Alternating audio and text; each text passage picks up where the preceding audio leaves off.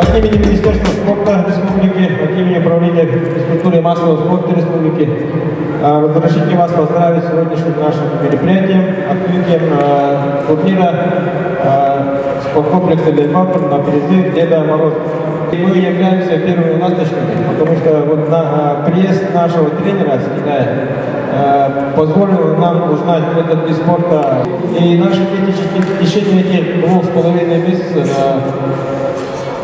приобщились к этому виду спорта, уже имеют какие-то показатели, хорошие показатели, и мы сами удивляемся этому, и надеемся, что наше начало будет развиваться еще быстрыми темпами, и в течение определенного времени, где-то 3-4 года, у нас появятся наши свои чемпионы на дальневосточных, российских и международных соревнованиях. Поэтому с вашей помощью, настырностью и упорством наших детей мы надеемся, добьемся результата.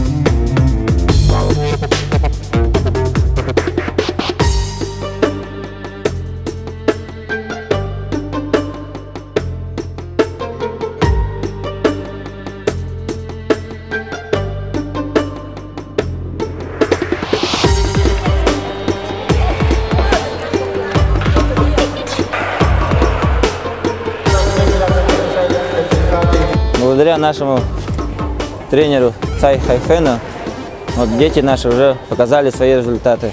Мы детей распределили на 2 группы, старшую и младшую. В старшей группе, значит, 10 детей ходило, и в младшей тоже 10.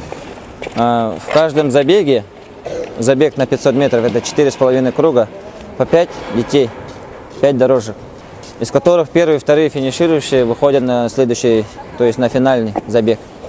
Васильева Анастасия первое место заняла в младшей группе, в старшей группе Кузьмина Александра.